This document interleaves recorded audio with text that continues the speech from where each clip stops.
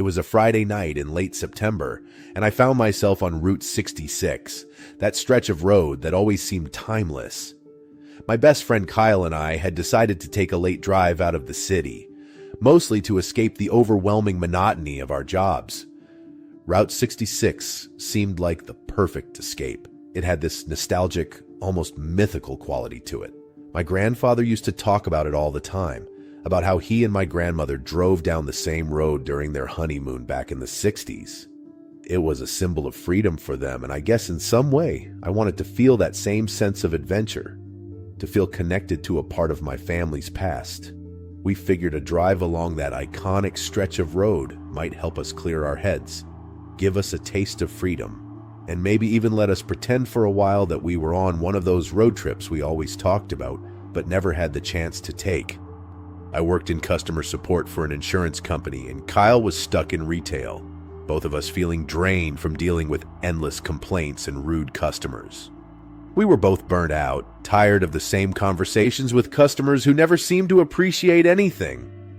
I was always listening to complaints about denied claims, while Kyle spent hours on his feet handling returns and irate shoppers.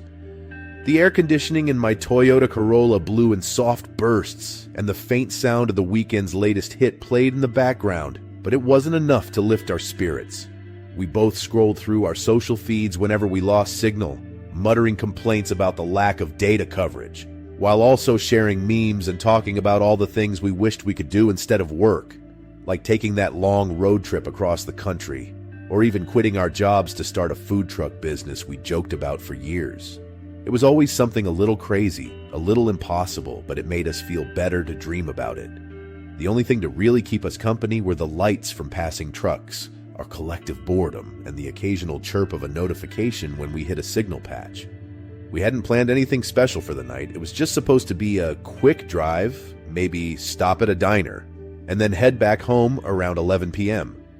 I remember the time we had taken a similar late-night drive to the coast, ending up at a small, run-down seafood shack that stayed open until 2 a.m. We sat on the hood of my car, eating greasy fish and chips, talking about everything and nothing as we watched the waves crash against the shore. That night had felt like a genuine escape, a fleeting moment of freedom. I guess we were hoping for something like that again. We'd been stuck in a loop of work, eat, sleep, and we needed something, anything, to shake us out of our rut.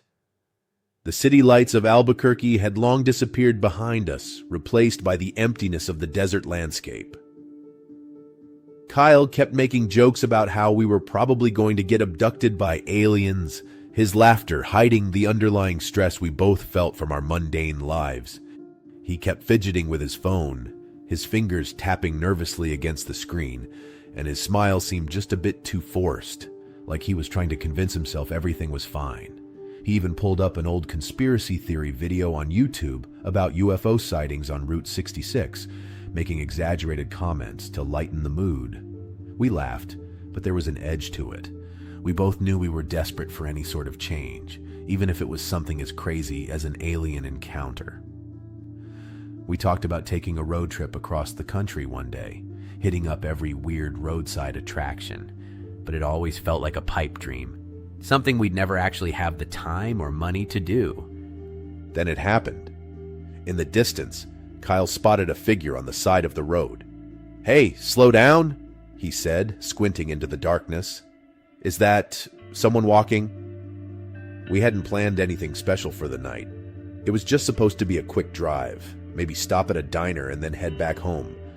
We'd been stuck in a loop of work, eat, sleep, and we needed something, anything to shake us out of our rut. The city lights had long disappeared behind us, replaced by the emptiness of the desert landscape.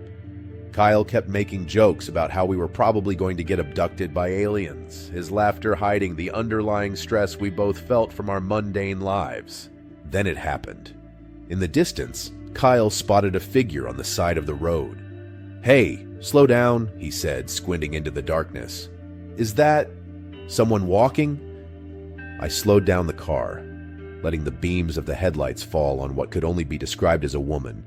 But something was off. She wore a flowing white dress that seemed too clean for someone walking out here in the dust, and it moved unnaturally in the wind, almost as if it floated above the ground. The bright white fabric contrasted sharply with the dark, barren surroundings, making her appear even more out of place, like she belonged to another world entirely. Her long, dark hair seemed perfectly placed even as the wind picked up, but it was her face. It just wasn't there. There was nothing where her face should be, like it had been wiped off. My heart pounded in my ears. "Dude, what the hell?" Kyle whispered. We drove past her slowly. My hands gripped the wheel tighter and I could see her turn towards us, her head following the car, her non-face eerily watching. We kept driving, neither of us daring to look back, the only sound being the pounding of my heart and the slight rattle of my old car. I sped up and soon she disappeared from the rearview mirror. We didn't talk for a few minutes, both processing what we had just seen. "Should we, I don't know, call someone?" Kyle finally asked, breaking the silence. "Who do you even call for something like that?" I replied, my voice shaky. We finally reached a small gas station a few miles down the road. The sign read, "Jack's Fuel and Snacks," and the clock on the dashboard showed it was just past midnight. As we pulled in, I noticed an old beat-up truck parked by the side, its windows fogged up. A man in a worn-out flannel shirt was leaning against it, staring at us without blinking. He didn't look like he was there to get gas, just watching. The air felt heavy as we stepped out, and I could feel his eyes following us until we disappeared inside the gas station.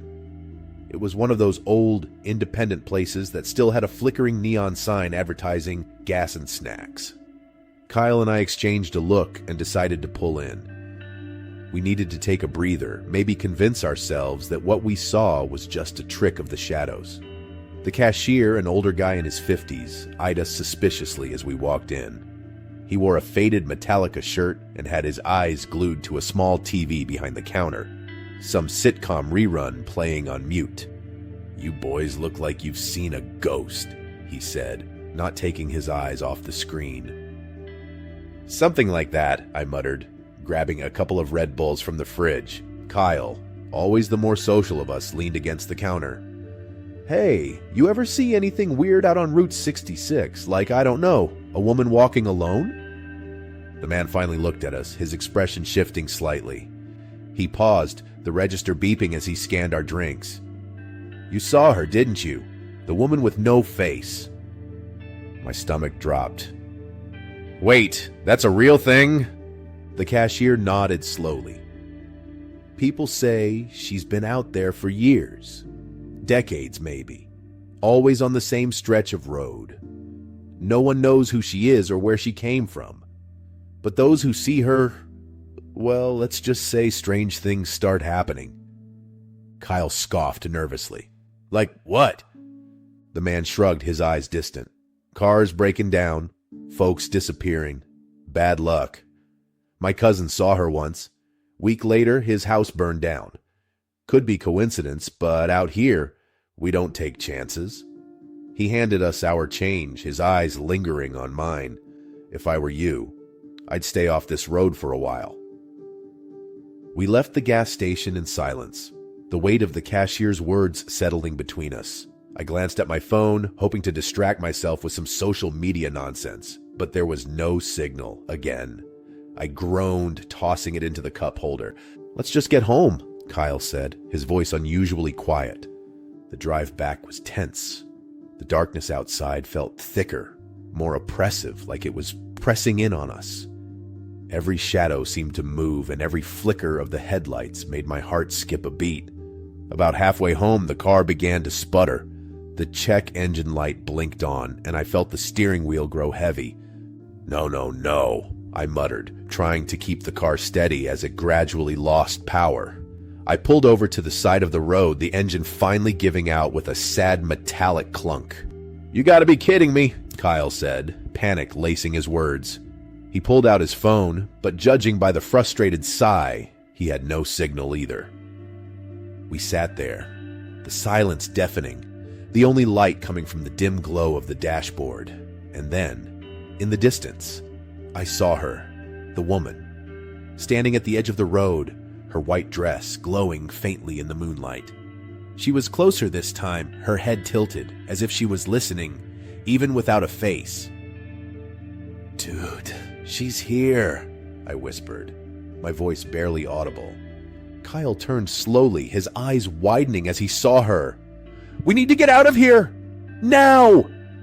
Without another word, we both jumped out of the car. The plan was to run, but as soon as my feet hit the asphalt, I felt an overwhelming sense of dread, like my body was being weighed down. I turned to look at Kyle and he was frozen, staring at the woman as she slowly began to move towards us. Her movements were jerky, unnatural, like a puppet being controlled by invisible strings.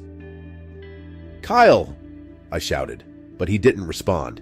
His eyes were locked on her, his face pale. I grabbed his arm, trying to pull him away, but it was like he was rooted to the spot. His eyes were wide, his face drained of color, and his whole body was trembling as if the fear had completely paralyzed him.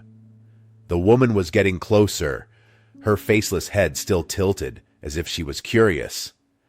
In a moment of pure desperation, I did the only thing I could think of. I slapped Kyle across the face. Hard. His eyes blinked, and he seemed to come back to himself. Without waiting, we both turned and ran, the sound of our footsteps echoing in the empty night. I didn't dare look back, but I could feel her, feel the coldness of her presence following us. We ran until we saw headlights in the distance, a truck, its horn blaring as it slowed down beside us. The driver, a middle-aged woman with kind eyes, rolled down her window. "Name's Linda. You boys look like you've had a rough night. Where are you headed? You boys need a ride?" We didn't hesitate. We climbed into the truck, breathless and terrified. As she drove us away, I looked out the back window, half expecting to see the woman standing in the road watching us. But there was nothing, just the empty highway stretching into the darkness. The driver dropped us off at the nearest town, and we managed to get a tow truck to bring my car in. The mechanic said it was a problem with the fuel pump, but I knew better. Kyle and I didn't talk about what happened that night, not to each other, not to anyone. But every now and then, I'll see a post on Facebook or Twitter, someone talking about a strange woman on Route 66, a woman with no face. And every time, I feel that same chill, that same sense of dread. I don't drive that road anymore. Neither does Kyle. Some things are better left alone, better left forgotten. But I know, deep down, that she's still out there, waiting for the next unlucky soul to cross her path. Sometimes I find myself lying awake at night, my mind drifting back to that stretch of road. I wonder who she was, what she wanted. I've read every forum, every local legend, trying to piece together anything that might explain her existence. There are stories about accidents, people who went missing decades ago, and even rumors of occult rituals out in the desert. Nothing concrete, nothing that makes sense of what we saw, but enough to keep me up, staring at the ceiling, feeling that lingering sense of unease. Kyle moved out of the city a few months later. He said it was for a new job opportunity, but I knew the real reason. He couldn't stand living so close to Route 66 anymore.